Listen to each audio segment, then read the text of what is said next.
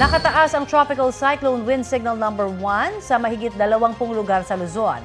Kabilang po ang ilang bahagi ng Metro Manila dahil sa bagyong Hiner. Sa Dagupan, Pangasinan, binabantayan ang epekto ng bagyo pero ilang kalsada roon ang binahana dahil sa high tide. May ulat on the spot si Jasmine Gabriel Galban ng GMA Regional TV. Jasmine? Connie, Rafi, sa mga oras nga na ito ay makulimlim ang panahon sa lungsod ng Dagupan. Naka-alerto ang CDRRMO sa posibleng epekto ni Bagyong Hiner. Mag-aalas 7 ng umaga nang maranasan ang pagtaas ng tubig o pagbaha sa ilang kalsada at maging sa ilang kabahayan sa lungsod ng Dagupan, bunsod ng high tide. Sa monitoring ng Pag-asa as of 9 a.m., umabot sa halos 4 na talampakan ang tide level sa Dagupan City. Mabilis ang pagtaas ng tubig. Pinakaapektado ang mga motorista. Dahan-dahan ang usad ng mga sasakyan. Pinasok na rin ng baha ang ilang kabahayan. May mga sandbag naman na inihanda ang mga negosyante na ipanghaharang nila sa kanilang mga pwesto sakaling tumaas pa ang baha. Inaasahan na pagsapit ng alauna ng hapon ay unti-unti nang huhupa ang baha sa lungsod ng Dagupan. Samantala, Connie, Rafi, nakabantay naman ng Philippine Coast Guard sa mga baybayin sa probinsya ng Pangasinan. Hindi pa rin pinapayagan ang paglaot ng mga mangingisda sa lungsod ng Dagupan. Maraming salamat, Jasmine Gabriel Galban ng GMA Regional TV. Ilang bahagi ng Metro Manila ang isinailalim sa Wind Signal number 1 dahil sa bagyong Hiner. Ayon sa Pag-asa, Signal number 1 din ang Cagayan kasama ang Babuyan Islands, Isabela, Quirino, Nueva Vizcaya, Apayao, Kalinga, Abra, Ifugao, Mountain Province, Benguet, Ilocos Provinces, La Union, Pangasinan, Zambales, Tarlac, Nueva Ecija, Pampanga, Bulacan, Northern at Central portion ng Bataan, Aurora, Northern portion ng Quezon kasama na ang mga isla ng Pulillo at ang Northern portion ng Rizal. Tumutok kayo dito sa Balitang Hali para sa pinakabagong listahan ng mga lugar na may wind signal base po sa ilalabas na 11 a.m. bulletin ng Pag-asa maya-maya lang.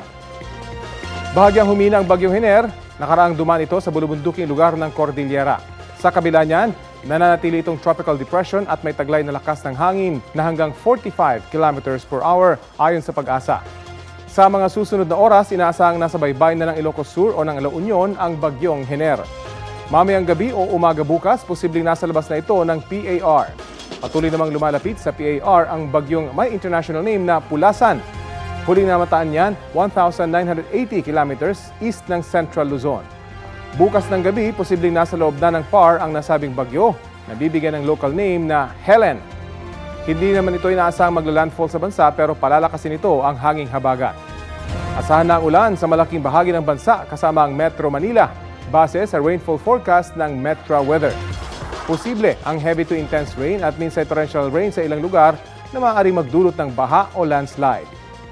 Nakataas po ngayon ang thunderstorm advisory dito sa Metro Manila, Laguna, Quezon, Rizal, Bulacan at sa ilang panig ng Bataan, Cavite at Batangas. Tatagal ang babala hanggang 12:28 ngayong tanghali.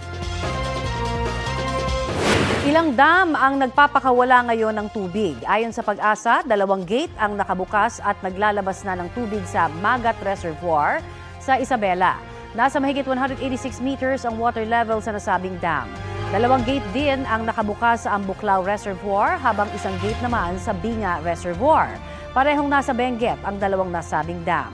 Bumaba naman ang water level sa nakalipas na 24 oras sa La Mesa at Caliraya Reservoir. Tumaas naman ang tubig sa Angat, Ipo, San Roque at Pantabangan Reservoir. Nagdulot ng pagbaha ang masamang panahon sa ilang lugar sa bansa.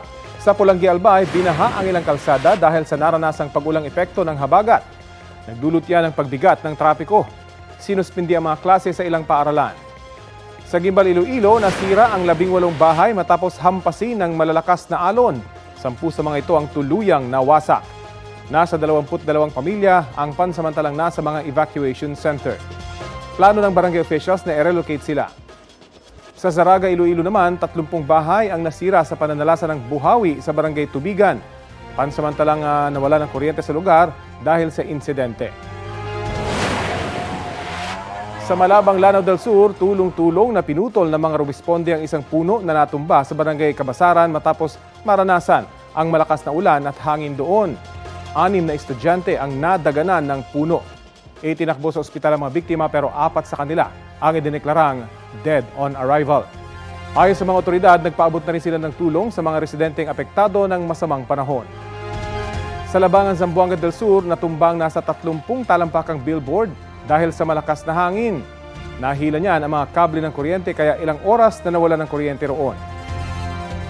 Sa Pagadian City, 3 bahay naman ang nasira matapos matumbahan ng puno. Wala namang nasaktan. Ayon sa Pag-asa, epekto ng habagat na pinalakas ng bagyo ang pag-ulan sa Mindanao. Suspendido ang klase sa ilang lugar sa bansa ngayong Martes, bunsod ng masamang panahon at bagyong Hener. Wala pong pasok ang lahat ng antas sa mga pampubliko at pribadong eskwelahan sa Caloocan, Marikina at San Juan. Preschool hanggang senior high school naman ang kanselado ang klase sa Maynila, Malabon, Mandaluyong, Navotas at Quezon City. Wala namang in-person classes ang lahat ng antas sa pribado at pampublikong paaralan sa Valenzuela. Ayon sa LGU, tuloy ang online classes sa college level. Sa iba pang lugar sa bansa, suspendido ang pasok sa public at private schools sa 8 lugar sa Negros Occidental. All levels po yan. Gayun din sa buong lalawigan ng Pangasinan at Nueva Vizcaya at mga bayan ng Oton at Kalinog sa Iloilo. Sa Leganes, Iloilo, preschool hanggang senior high school ang walang pasok ngayong pong araw. Shift naman muna sa asynchronous classes sa mga bayan ng Ibi, Magalona, Kabangkalan at Valladolid sa Negros Occidental. Wala ring in-person classes ang preschool hanggang senior high school sa Iloilo City at Alinudian sa Iloilo. Inihahanda na ang reklamo laban sa mga nagkanlong kay Pastor Apollo Kibuloy noong siya'y hinahanap ng pulisya. Tukoy na rin daw ng PNP ang ilang membro ng tinatawag na Angels of Death na anilay posibleng isang armadong grupo ni Kibuloy. Balita hatid ni Marisol Abduraman. Naging pahirapan ang operasyon ng pulisya sa compound ng Kingdom of Jesus Christ kung saan mahigit 2 linggong hinanap si Pastor Apollo Kibuloy. Ang ilang posible umanong tumulong sa kanya noon, pinaghahandaan ng sampahan ng reklamong obstruction of justice ng PNP. Particularly doon po sa pinaniniwalaan natin na nagkanlong po dito kay Pastor Kibuloy magmula po nung naglunsad po tayo ng police operation. May mga pangalan na raw ang Special Investigation Team na binuo ng PNP ng mga sasampahan. Pero hindi na muna nagbigay ng karagdagang detalye ang tagapagsalita ng PNP.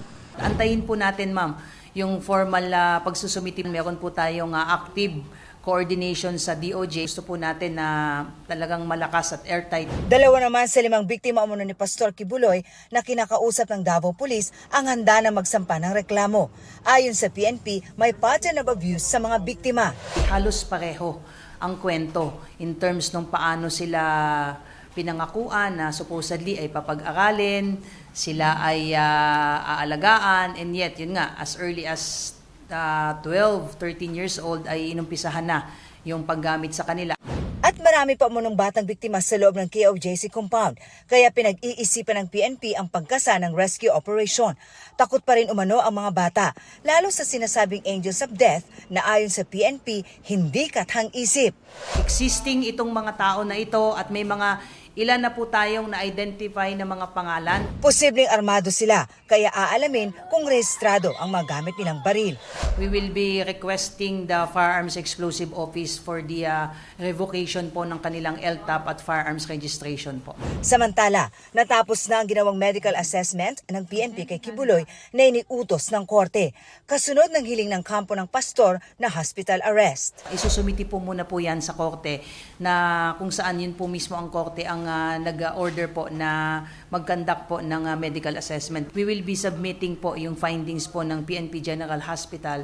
Gate ng PNP, walang VIP treatment sa pastor na ang hiling lang ay mga pagkaing hindi mamantika dahil umiinom ng mga maintenance na gamot.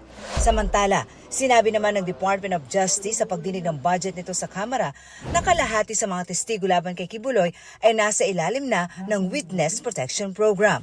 Susunod din daw ang DOJ sa kahilingan ng US para sa extradition ni Kibuloy kapag natanggap nila ito. Marisol Abduraman, nagbabalita para sa GMA Integrated News. Muling diringgin ng korte sa Timor-Leste ang extradition request ng Pilipinas kay dating Negros Oriental 3rd District Representative Arnie Teves. Batay sa panayan ng Timorese News website na Hatutan.com sa abogado ni Teves sa Timor-Leste, napawalang bisa raw ang proseso ng paglalatag ng ebidensya. Napag-alamang isang hukom lamang ang nangasiwa sa ilang hearing kahit 3 judge ang nakapirma sa huling desisyon. Dahil dyan, kinatigan ng Timor-Leste Court of Appeals ang apela ni Teves at iniutos na dinggin muli ang kaso. Tiwala naman ng Department of Justice na pareho pa rin ang magiging desisyon ng korte. Hunyo unang inaprobahan ang extradition request na siyang inapila ni Teves. Si Teves ang itinuturong mastermind sa pagpatay kay nooy Negros Oriental Governor Roel Degamo at 9 na iba pa noong March 4, 2023. Dati na niyang itinanggi ang akusasyon.